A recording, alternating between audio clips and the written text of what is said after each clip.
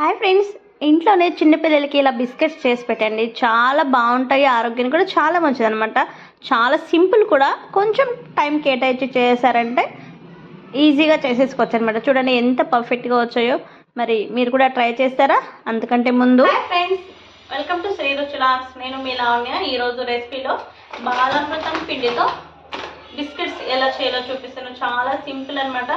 మనం బయట కొని ఆ ప్యాకెట్స్ కొనిచ్చే బదులు ఇంట్లో సింపుల్గా బాలామృతం పిండితో అయినా లేకపోతే గోధుమ పిండితో అయినా చేసి పెడితే హెల్త్కి చాలా మంచిది, ఆరోగ్యంగా కూడా ఉంటుంది. అలాగే చిన్నపిల్లలు ఇష్టంగా కూడా తినేస్తారనమాట.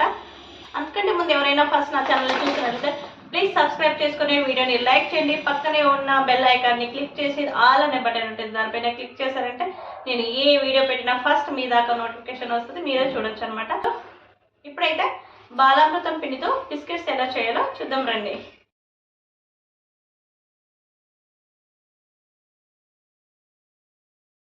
ఇప్పుడు ఒక అరకప్పు షుగర్ తీసి పక్కన పెట్టుకోండి. బాలామృతం పిండిలో షుగర్ ఉంటుంది కాబట్టి తక్కువ షుగరే పడుతుంది. ఆ బాలామృతం పిండిని బాగా జల్లించుకోండి, ఇలా షుగర్ సపరేట్ అవుతుంది. ఆ షుగర్ని మిక్సీ జార్లో వేసుకొని ఒక అరకప్పు షుగర్ వేసుకొని మిక్సీ పట్టేసుకోండి. నున్నగా ఉంటేనే పౌడర్ బాగుంటుంది. మనకి ఆ షుగర్ అలాగే ఉంటే కరగడానికి చాలా టైం పడుతుంది. బిస్కెట్ చేసుకుంటే కూడా మధ్య మధ్యలో షుగర్ అనేది కనిపిస్తుంది, అందుకనే పిండి నున్నగా ఉండాలి. ఇలా జల్లించుకునేసి పక్కన తీసి పెట్టేసేయండి. ఆ ఎక్కువ షుగర్ ఎక్స్ట్రా ఏమైనా ఉంటే అందులోనే మిగిలిపోతుంది. ఇటు చూడండి, ఈ షుగర్ పౌడర్ని కొంచెం నెయ్యి వేసుకోండి. నెయ్యి లేని వాళ్ళు స్మెల్ లేకుండా ఉండే ఆయిల్ లేదంటే సన్ఫ్లవర్ ఆయిల్ కానీ గోల్డ్ రబ్ కానీ ఇలాంటిది వేసుకోండి. అది కూడా లేని వాళ్ళు బటర్ వేసుకొని ఇలా బాగా కలిపేసి పక్కన పెట్టేసేయండి. ఆ షుగర్ అంతా బాగా కరిగి సాఫ్ట్గా అవుతుంది అనమాట పిండి. ఇప్పుడు చూడండి, బాలామృతం పిండిని ఇలా జల్లించుకోండి. దాంట్లో కూడా ఎక్స్ట్రా ఏమైనా ఉంటే కూడా మిగిలిపోతుంది అనమాట. మిక్సీ పట్టే వేసుకోండి, నున్నగా ఉంటేనే పిండి బిస్కెట్లు పర్ఫెక్ట్గా వస్తుంది. దీంట్లో కొంచెం బేకింగ్ పౌడర్ వేసుకోండి, లేకుంటే వంట సోడా ఉంటుంది కదా అదన్నా వేసుకొని చిటికుడు సాల్ట్ వేసుకొని బాగా కలిపేసేయండి. ఇలా కలిపిన తర్వాత షుగర్ పౌడర్ని ముందుగానే మనం కలిపి పెట్టుకున్నాం కదా, దాన్ని కూడా ఇందులో వేసేసుకొని బాగా కలిపేయండి. ఇలా అంతా కలిపేసిన తర్వాత ఇలా ప్రెస్ చేస్తూ కలిపేసేయండి. ఇలా కలిపిన తర్వాత కొంచెం ఒక అరకప్ అంతా గోధుమ పిండి వేసుకోండి, పర్ఫెక్ట్గా వస్తాయి.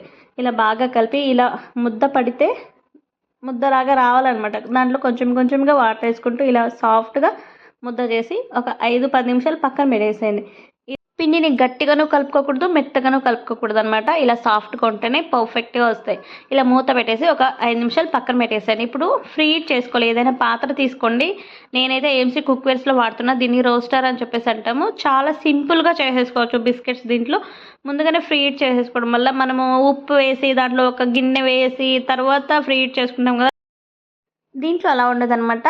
దీన్నే ఫ్రీ హీట్ చేసేసుకోవచ్చు. దీని పేరు రోస్టర్ అని చెప్పేసి అంటాం. ఈ ఏఎంసీ కుక్వేర్స్ కావాలనుకుంటే ఫ్రీ డెమో కూడా ఉంటుంది, మీ కళ్ళ ముందే చేసి చూపిస్తారనమాట. ప్రతి ఒక్కటి ఆయిల్ లెస్ కుక్ కూడా చేసుకోవచ్చు అనమాట. మనం చికెన్ కానీ లేకపోతే ఏదైనా ఫ్రైస్ కానీ, లేకపోతే కావాలి మనకి ఆయిల్ అనుకుంటే 1 టేబుల్ స్పూన్ ఆయిల్తోనే కర్రీ అంతా వండేసుకోవచ్చు. చాలా బెనిఫిట్స్ ఉన్నాయి, ఒకసారి ట్రై చేయండి. ఫ్రీ డెమో కూడా ఉంటుంది. ఫ్రీ డెమో ఎవరైతే ఇంట్లో చేస్తామో వాళ్ళకి గిఫ్ట్ కూడా ఉంటాయి. ట్రై చేయండి. నేను కాంటాక్ట్ నెంబర్ ఇస్తాను, దానికి ఫోన్ చేసి ఫుల్ డీటెయిల్స్ అనేది తెలుసుకోండి. ఇప్పుడైతే చూడండి బిస్కెట్స్ ఎలా చేసుకోవాలి అని చెప్పేసి చూపిస్తాను. మీరు చిన్న చిన్న ఉండలాగా తీసుకొని ఇలా బిస్కెట్ చేసుకొని కూడా పక్కన పెట్టుకోవచ్చు. ఒక 1/2 ఇంచ్ మందం ఉంటే పర్ఫెక్ట్గా వస్తాయి. లేదు అనుకుంటే పిండి ఇలా బాగా కలిపేసుకొని చపాతీ కర్ర ఉంటుంది కదా, దాన్ని ఇలా తీసుకొని ఒక 1/2 ఇంచ్ మందంలో తీసుకొని ఇలా ఒక బాటిల్ మూత అయినా లేకపోతే ఏదైనా బాక్స్ మూత ఉంటుంది కదా, అలా చిన్న చిన్నగా ఇలా రౌండ్స్ లాగా చేసేసుకొని ఆ ఎక్స్ట్రా పిండి అంతా తీసి పక్కన పెట్టేసుకొని మళ్ళీ అలాగే బిస్కెట్ చేసేసుకోవాలి. చూడండి, దీనిపైన గార్నిష్కి జీడిపప్పు అయినా వేసుకోవచ్చు, లేకపోతే పిస్తా ఉంటుంది కదా చిన్న చిన్న ముక్కలుగా కట్ చేసుకొని కొంచెం అలా వేసుకొని ప్రెస్ చేస్తే సరిపోతుంది. చిన్నపిల్లలకి హెల్తీగా కూడా ఉంటుంది, ఇష్టంగా కూడా తింటారు, కలర్ఫుల్గా ఉంటుంది చూడడానికి. ఇవన్నీ ఎత్తి ఒక ప్లేట్లో పెట్టేసుకోండి. చూడండి ఎంత బాగా వచ్చాయో.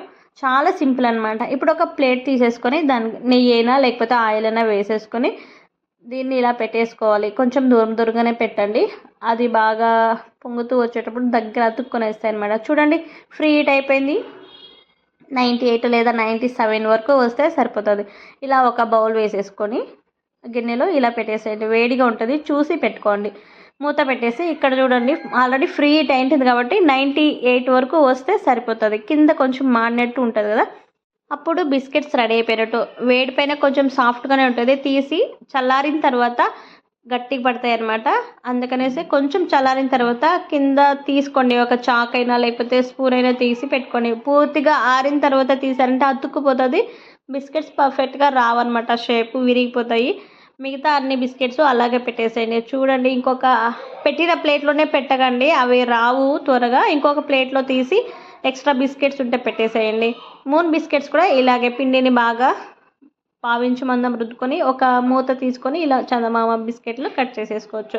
చూడండి, రెండో ట్రిప్ కూడా అయిపోయాయి అనమాట. ఎంత త్వరగా అయిపోతున్నాయి చూడండి. మామూలుగా పాత్రలో చేసుకుంటే 25 మినిట్స్ అట్లా పడుతుంది, అది సిమ్లో పెట్టి చేసుకుంది. దీంట్లో కూడా సిమ్లోనే పెట్టి చేసుకోవాలి, 2 మినిట్స్లో అయిపోతుంది. మామూలు పాత్రలో చేసుకుంటే 25 మినిట్స్ అట్లా పడుతుంది. చూడండి, మూన్ బిస్కెట్స్ కూడా ఇంకొక ప్లేట్లో ఆయిల్ రాసేసుకొని ఇలా పెట్టేసుకోవాలి. వేడి ఉంటుంది, జాగ్రత్తగా పెట్టుకోవాలి రెండో ట్రిప్ పెట్టేటప్పుడు. బిస్కెట్స్ ఈ రోస్టర్లో చేసేదానికి మామూలు పాత్రలో చేసేదానికి చాలా డిఫరెన్స్ ఉంది. దీంట్లో 2-3 మినిట్స్లోనే పడుతుంది కదా చేసుకోవడం, కానీ అది 20 మినిట్స్ 25 మినిట్స్ పడుతుంది. సిమ్లో పెట్టేసి చేసుకుంటాము. దీన్నైనా మామూలు పాత్రలో చేసుకోవడానికైనా చూడండి, వేడిపైన కొంచెం సాఫ్ట్గానే ఉన్నాయి.